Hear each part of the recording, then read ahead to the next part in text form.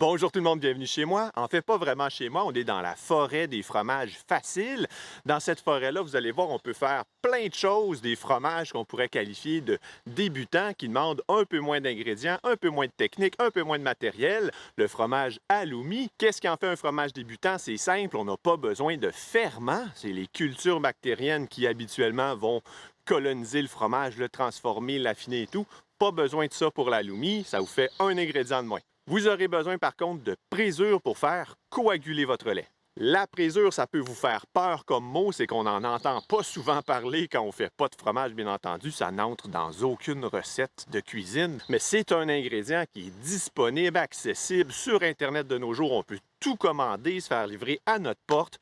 Un peu de recherche, vous allez trouver, vous allez pouvoir faire du halloumi chez vous. Le défi pour moi qui se trouve en forêt présentement, c'est de trouver les ingrédients de base comme le lait et l'équipement comme la source de chaleur. On va aller à la chasse, mais comme c'est la forêt des fromages faciles, elle est très permissive, vous allez voir.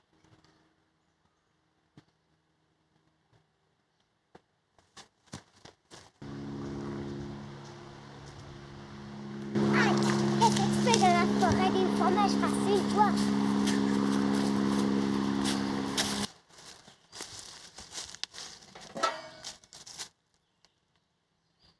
Alors, je ne sais pas si c'est du lait d'elfe qu'on vient de trouver ou du lait de vache, mais on va faire la recette quand même.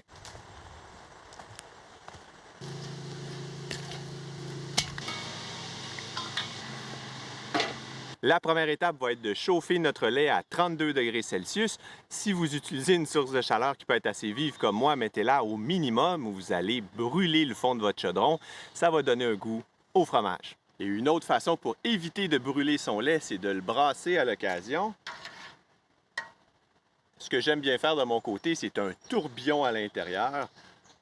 De cette façon, le mouvement continue même quand je m'absente.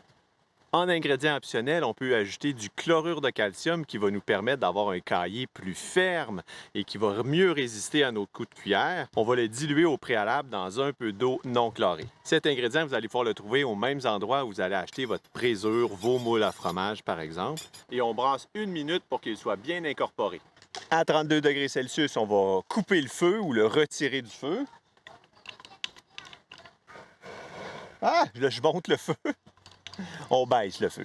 À 32 degrés Celsius, on va maintenant ajouter la présure qui va coaguler le lait et c'est ce qui va nous permettre d'avoir du fromage. Il n'y a pas vraiment de substitut à la présure, mais comme j'ai dit tout à l'heure, ça se trouve facilement. La présure, elle aussi, on va la diluer dans un peu d'eau non chlorée. Suivez les instructions de dosage sur votre bouteille. Les présures existent dans des forces différentes, donc si je vous dis une quantité, ça se peut que ce ne soit pas la bonne pour votre présure à vous. Dans mon cas, pour 12 litres de lait, qui est la quantité que j'utilise, une demi-cuillère à thé. La présure, on va l'ajouter dans un lait en mouvement et on ne brassera pas plus qu'1 minute. C'est que la présure agit très rapidement et que si on brasse trop vigoureusement et trop longtemps, on va détruire ce qu'elle est en train de faire. Et avant de remettre le couvercle, on va freiner le lait pour qu'il soit parfaitement immobile et on laisse coaguler durant 45 minutes avec le couvercle pour ne pas que de la poussière tombe à l'intérieur. Surtout quand on est dehors comme ça, j'ai un arbre juste en haut de moi. C'est sûr qu'il y aura des choses qui vont tomber dedans et des petites mouches et plein de choses. On met le couvercle. J'avais oublié d'allumer mon micro. Ce que je fais ici, c'est le test du couteau. Je tranche le caillé pour voir s'il est assez ferme pour être travaillé. Dans ce cas-ci, il ne l'était pas assez. Je vais laisser encore 10 minutes. Nous sommes 10 minutes plus tard après la première tentative. Je vais le retenter. Donc déjà ici, c'est un peu plus propre. Je vais procéder. On va faire des cubes de 1,5 cm.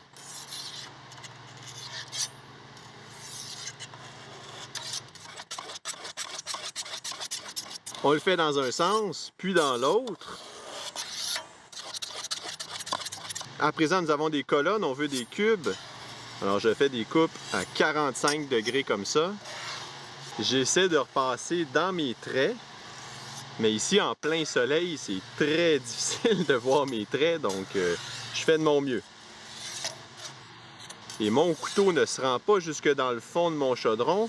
Alors, ce que ça veut dire, c'est que dans le fond de mon chaudron, mes morceaux, mes cubes vont être beaucoup plus gros. On va les couper plus tard à la cuillère.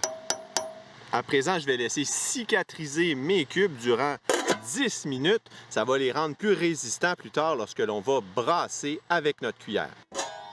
10 minutes plus tard, on va brasser nos cubes et je vais rallumer le feu. On va brasser durant 20 minutes et on va chercher à monter la température jusqu'à 40 degrés Celsius.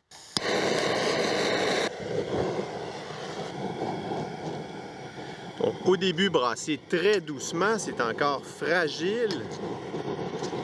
Et comme j'ai dit tout à l'heure, dans le fond, vous allez trouver les gros morceaux, remontez-les à la surface et visez environ vos cubes de 1,5 cm. Donc, ce que je trouve, c'est que dès qu'ils sont montés à la surface, je peux simplement faire un petit mouvement comme ça et je peux en enchaîner plusieurs. Et il se crée une sorte de rotation dans le chaudron. Je vous partage mon expérience, faites comme vous voulez bien sûr. Et pour atteindre le 40 degrés Celsius, on a 20 minutes. Ne cherchez pas à monter la température trop rapidement. Il faut y aller graduellement. Comme bien des choses dans la vie, il faut savoir prendre son temps. Cette période de 20 minutes, profitez-en pour vous détendre, réfléchir, penser, vous vider l'esprit. C'est un moment qui est à vous. Sérieusement, pour moi, ça peut sembler fastidieux, brasser du caillé durant 20 minutes, mais c'est plaisant. Surtout les premières minutes, on fait juste chasser les gros morceaux. Et juste ça, en soi, c'est une forme de méditation. Durant cette période, brassez vraiment constamment. Autrement, votre chaleur ne sera pas uniforme dans votre chaudron. Vous allez avoir des poches de chaleur et des endroits moins chauds. On vise quelque chose d'uniforme et de toute façon, pour chasser les gros morceaux, vous aurez à remuer constamment. Et 20 minutes, c'est quand même assez rapide. Lorsque vous remarquez que la chaleur monte trop vite, coupez votre feu ou retirez votre chaudron de la source de chaleur. Laissez la température s'uniformiser dans votre chaudron, reprenez la température et poursuivez ensuite. De mon côté, je suis en dessous d'un arbre, alors j'ai des petites épines de sapin qui tombent. Je vais essayer de les enlever. Le halloumi, c'est un fromage que l'on va refaire cuire, vous allez voir plus tard. Donc, c'est peut-être un peu plus permissif au niveau de l'hygiène, mais honnêtement, l'hygiène, c'est primordial. Faites attention. Tout ce qui entre en contact avec le fromage devrait être propre, aseptisé, exempt de bactéries. Faites attention, c'est quelque chose que vous allez manger et tout probablement partager avec vos amis, votre famille par la suite. Personne ne veut être malade. 20 minutes plus tard, 40 degrés Celsius, on peut arrêter de brasser, on va retirer du feu ou couper du feu et on va laisser sédimenter durant 10 minutes. À couvert toujours pour éviter que des choses ne tombent à l'intérieur. Prochaine étape, on va drainer notre caillé à travers une passoire qu'on va recouvrir d'un coton fromage. On va conserver le petit lait pour cette recette. C'est qu'on va faire recuire notre fromage dans le petit lait plus tard, vous allez voir. Et comme je suis en forêt, je n'ai pas beaucoup de gros chaudrons, alors je vais utiliser plein de petits chaudrons pour récupérer mon petit lait. Puisque l'on a laissé sédimenter notre fromage durant 10 minutes, le caillé a coulé au fond. Ça va nous aider un peu pour le drainage.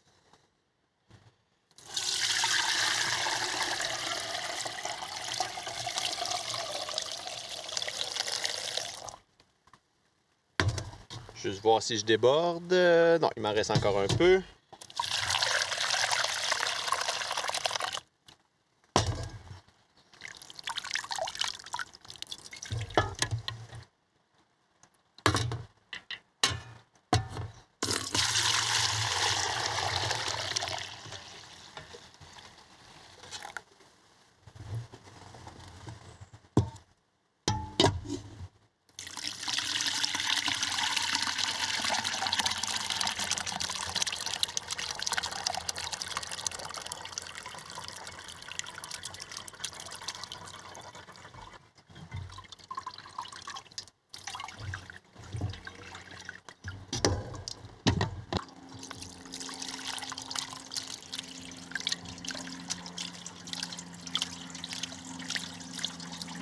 Maintenant que c'est fait, je vais tout remettre mon petit lait dans mon gros chaudron.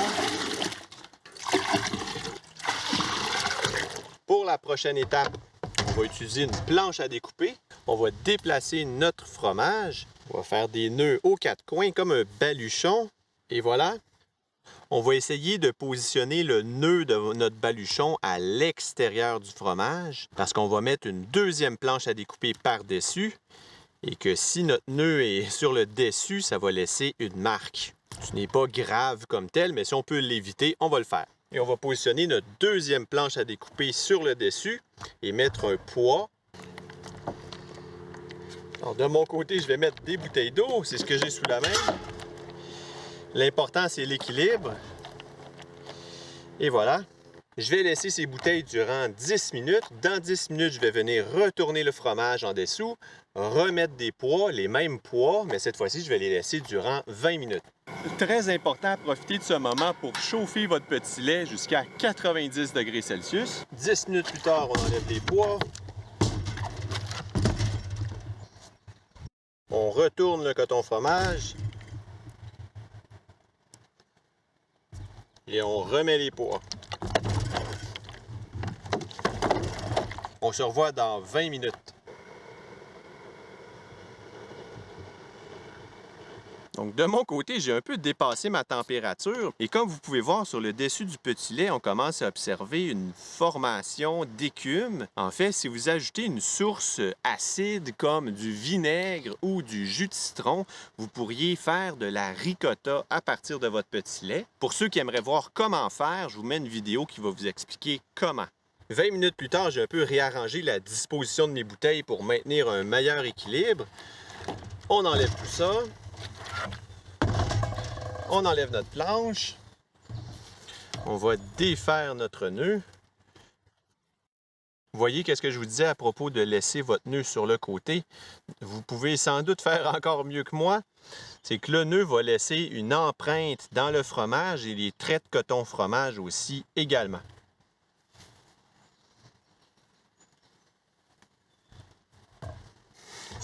À cette étape-ci, on va couper notre fromage en gros morceaux tout de même, environ des morceaux gros comme ça. Analysez la forme de votre galette et ajustez vos coups de couteau en conséquence.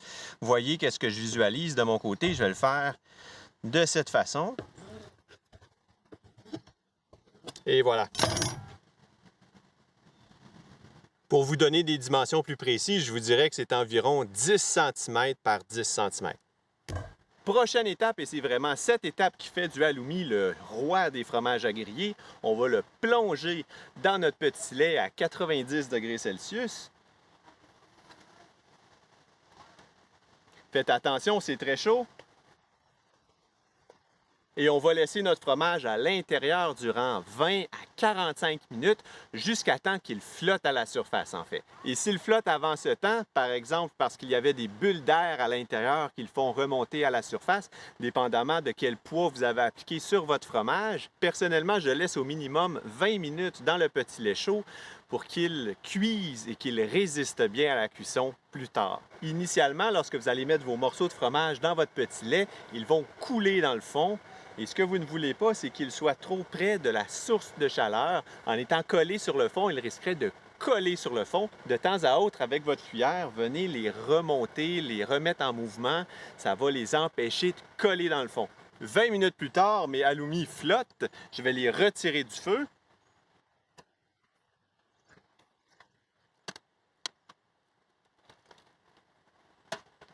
Les morceaux d'halloumi n'ont pas encore été salés. Le sel, ça va aider à la préservation du fromage, mais aussi à son goût. Donc, pour connaître la quantité de sel à ajouter, on va peser le fromage et on va ajouter 5 % de la quantité de sel. C'est un pourcentage de sel qui est assez élevé pour ce fromage-là. Au total, pour nos 12 litres de lait, on a obtenu 1,44 kg de fromage. 5 % de cette quantité, ça donne 72 g de sel. Et l'ingrédient qui rehausse beaucoup les saveurs dans le fromage halloumi, c'est la menthe. La menthe, j'en ai de la menthe de mon jardin ici déshydratée. Donc, ce que je vais faire, je ne me casserai pas la tête, je vais en prendre une bonne quantité entre mes doigts et puis je vais la réduire en poudre. Donc, dans ma tête, ça fonctionnait bien. Est-ce que dans la réalité, ça fonctionne? C'est pas si mal. J'aurais pu avoir un plus gros bol que ça. En fait, j'ai une meilleure idée. Dans une tôle à biscuits comme ça, on va étendre nos ingrédients. Et maintenant, pour écraser ma menthe, ça va être beaucoup plus facile. Ça sent super bon. Moi, je suis quelqu'un qui adore l'odeur et le goût de la menthe. Et voyez mes mains. Je crois que je vais avoir des mains qui sentent la menthe pour la prochaine semaine. Et à présent, je vais me servir des cristaux de sel pour broyer encore plus finement la menthe. Ça fait comme un peu un effet de papier sablé entre mes doigts. La menthe se fait écraser encore davantage. On va étendre le plus possible notre menthe sur notre tôle et nos morceaux de fromage, on va venir les placer. Et l'objectif ici, c'est d'en mettre de tous les côtés. En sortant du petit lait, bien entendu, les fromages sont encore très chauds. Alors, je les ai laissés refroidir environ 5 minutes, le temps de me permettre de faire ce que je suis en train de faire sans me brûler. Et un point que j'ai oublié de dire en mettant mon fromage dans le petit lait très chaud, c'est n'allez pas brasser votre fromage trop souvent. L'idée, oui, c'est qu'il ne colle pas dans le fond, mais dans le petit lait, le fromage ramollit et devient beaucoup plus fragile. Alors, si vous allez le déranger trop souvent avec votre cuillère, ce qui risque d'arriver, c'est que vous allez arracher des morceaux de votre fromage et c'est vraiment pas ce qu'on recherche.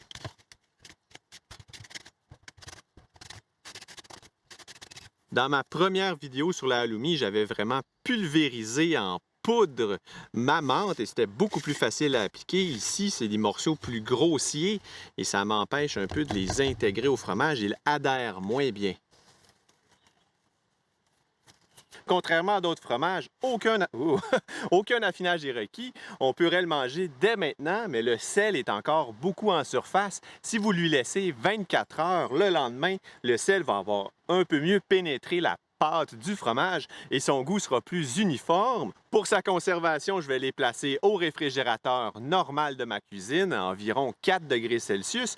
Il peut se conserver plusieurs semaines. 3 semaines, je dirais, c'est son optimum. Après, vous pourriez voir d'autres couleurs investir votre fromage. Ce n'est pas la fin du monde, mais disons que ça va changer le goût. Si vous voulez conserver le fromage plus longtemps, vous pouvez le placer sous vide au réfrigérateur normal de votre cuisine encore et à ce moment-là, vous pourriez le conserver durant des mois et des mois. J'en ai déjà conservé jusqu'à 6 mois. Il était impeccable. C'est un fromage qui est merveilleux à manger, l'été tout particulièrement sur le barbecue, mais même durant l'hiver, ça nous rappelle nos étés et le goût de la menthe vraiment dans le fromage, ça fonctionne à la perfection. Pour le petit lait, ne le perdez surtout pas, vous pourriez en faire une magnifique ricotta ou autrement l'utiliser dans des pains, des crêpes, des muffins ou comme je planifie de faire aujourd'hui, je vais le faire réduire jusqu'à l'obtention d'un caramel à la texture d'un fudge. Ce sera le sujet d'une prochaine vidéo. Ce fromage, en fait, qui n'en est pas un, c'est fait à partir du petit lait, s'appelle le Brunost.